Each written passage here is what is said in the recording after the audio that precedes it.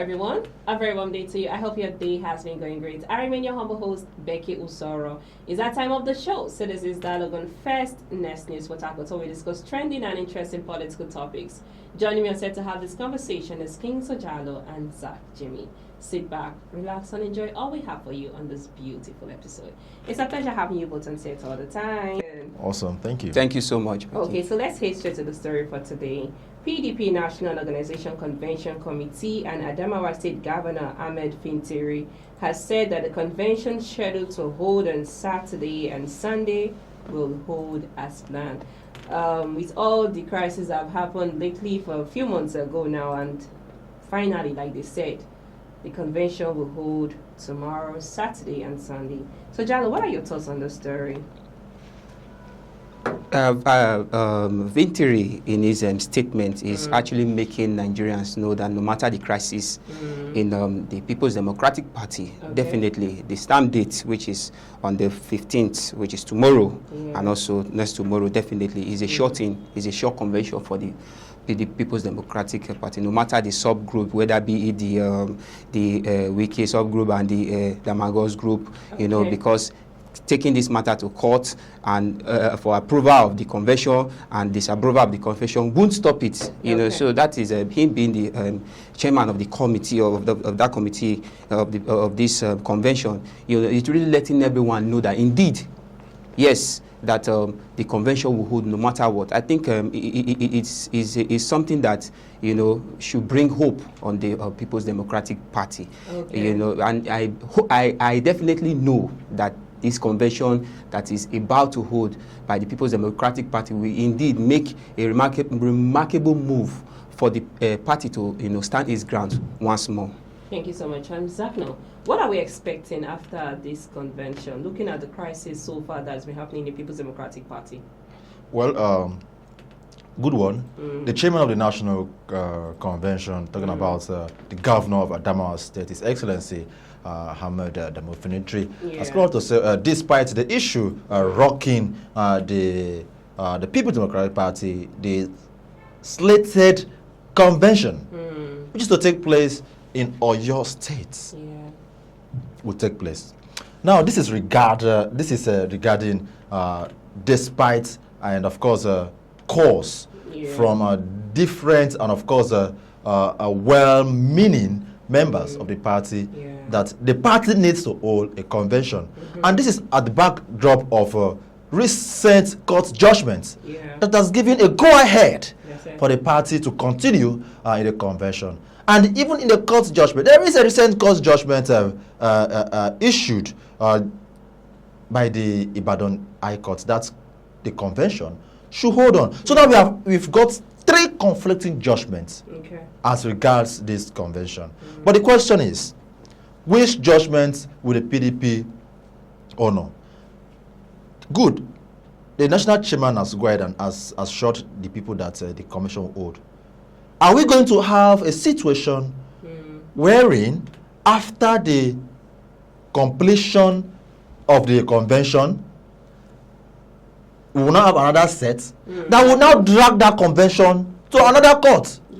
Are we going to have a scenario where the Independent National Electoral Commission, INEC, headed by Professor Joash Amobiton, now come up to tell the People's Democratic Party that we do not recognize this convention, and as such, every proceedings, every executive or NWC or NEC that will emerge after the convention are not honored by the party?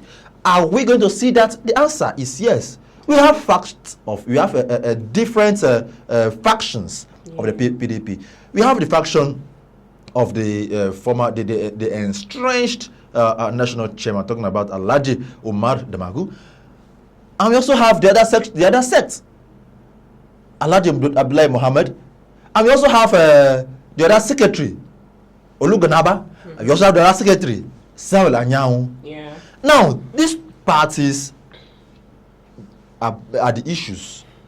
These four personalities are issues because they belong to different factors of the party. But in the general interest of the party, who will INEC look up to? Who will INEC honor? Because at the end of the day, if Fintiri go ahead with the convention and INEC, yes, tells you that we do not honor whoever you people have appointed to add certain responsibility in the party, that means the whole effort is in futility. But in order for the party not to ensure or not to get themselves entangled in a situation where they will put in so much energy and at the end of the day it's going to be rejected by the electoral umpire, how about they push further the election, sit back, call their aggrieved members, see how they can trash this issue of the party? Because at the end of the day, it is the interest of the party that should be the focal point. But what we are rather saying is interest of people being projected more than that of the party. I had thought that as a political party, whatever thing they agree on, all right, should be in the general interest. It should be binding on the party and not to the particular interest of a specific person whom in his own mind will be thinking he is funding the party or bankrolling the party, because this is another major issue. Of course, some people have laid accusing fingers or pointed accusing fingers to the FCT minister who in their thoughts they feel he is against the party proceeding or seeing the light of the day. Currently, you cannot even tell which party he is supporting. Is rather is it the APC or is it the PDP or is it PDP or is it APC? In the yesterday's comments in the during the press briefing, he did mention that he's going to give his opponents sleepless nights. So what will you make of this particular word, sleepless night? The PDP people, the APC people. So it's a complex and a multifaceted issue at the time of the PDP, and that this particular crisis highlights the complexity nature of how the party handles internal wrangling. All right, this also highlights and also gives a reflection on who is going to take the party forward. So it's a very general, it's a very multifaceted issue, like I mentioned. But going forward, all right, if I have my say, if I have my take, I would rather advise Fintiri, are we sure, all right, this convention will be fruitful? Yes. Will INEC honor the election? This is another area you should look at. But if he is not sure that at the end of the day, this convention will not be dragged to court and then they'll be suffering some kind of litigation that can ordinarily be avoided, they can sit back, readdress the issue, and then put the party in the right position to fight the APC come 2027. Thank you so much. It's still the show, Citizens Dialogue on First Next News Port. I hope you're having a great time with us. I am Becky Usoro. Let's go for a short break. Please stay with us.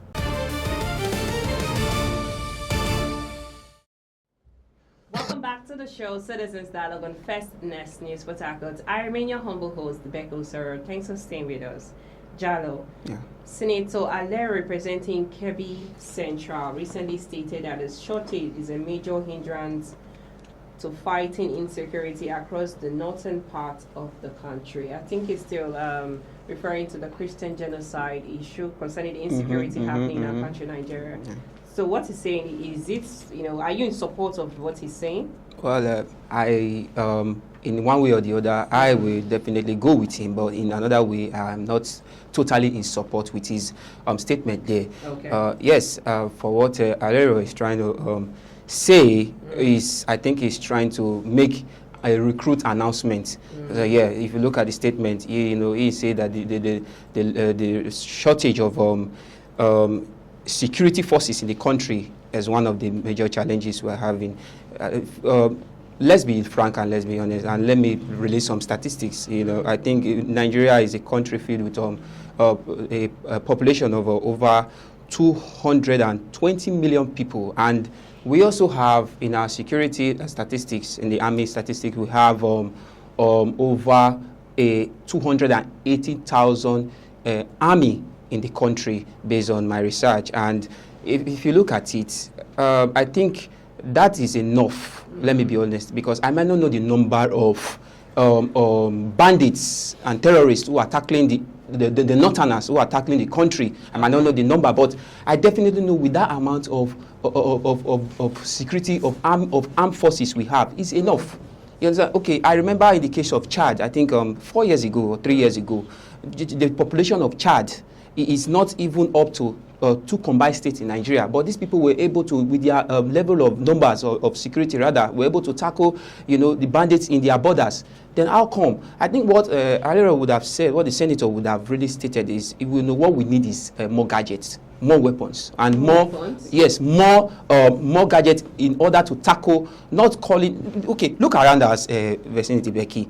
We have security forces who are dwelling among civilians. Let's be honest, the police are there who are to do their respective duties. What are the army doing in the midst of civilians? Yes, they might have 1 or 2 missions, but what their major focus right now? And again, let me still throw some light in the rate at which security forces, safeguard our leaders, governors, and all that. I think if you look at the rate at which they guard these so-called, let me say, senators, governors, is enough. Let me be honest. I think maybe the question is, he said shortage of security personnel. To me, I don't think there is. I don't think there is shortage. We have more. Yes, I think some persons will say if they want to have recruitment into the army, it's quite difficult for them. So don't you think is what he's saying is actually the truth is part every year in Nigeria there is always a porter recruiting civilians, recruiting people into all security agencies, be it the Navy, be it the Army, be it the Air Force or whatever. So is he not trying to say that people don't go and register, don't go and participate in this recruitment? The answer is no. Definitely, people go. Yes, the people go every year for recruitment, and there are a lot of people who are willing to serve their country in the security forces. So definitely, you can't say that the shortage of security is one of the things, one of the major. Okay, so you're saying it's gadgets. Yes, we need more gadgets, and also yes, not just guns. We need just like what the Russians and the America are producing to defend their country. I think we also need more of it to be able to assist the current security, and also securities who are not, or in their workforce, they should go ahead, you understand, and tackle these insurgencies once and for all, rather than going about civilians, dwelling with civilians, and remaining in the barracks. Okay. You understand? If they enforce them, if they really enforce them, definitely you will see changes. Okay. It's like as if they are not giving orders from above. Okay. That is why. So that is not shortage of security. We have more than enough security forces in this country that could tackle these insurgencies if really they want to. Thank you so much. Zach, no, please, your last thoughts on that story. Please. I don't know why you want me to say give last thought. I'm not giving first thought now. This last thought. Okay. There's always thought upon thought. Right, okay, on this particular issue, simple. Everybody is entitled to their opinion. Yeah. But when it comes to security, people should be careful on the kind of opinion they give on security issues, because security is everybody's business. Albeit it, all right. There are kind of information you give that can be detrimental to the overall security architecture and mechanism in the country. Now, from that particular distinguished senator who has made these claims that there is shortage of security personnel in Nigeria, and Mr. Kings Ojala have rightly put it out there, the total numbers, of course, the rough estimate of our security officers. Now, look at issues. One, we don't have data in the country. Okay. You see, each time I talk about data, I'm always emphasizing on this because I understand that with data, all right, you can plan. With data, you can map out structures. With data, you can have a foresight and work towards it. But in a country where we don't have data, we'll be working with assumptions. How do we work with assumptions? 65 years old Nigeria.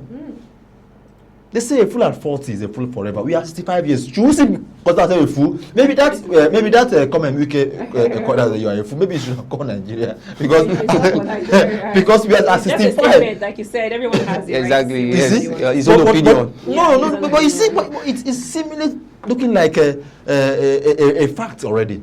Because at 65 we don't have data. Now, do you know that even that Chad and Russia and this is mentioned, all right? If you look at it well, total numbers of citizens all right, equate total numbers, they have an equitable numbers of security to guard certain people. Okay.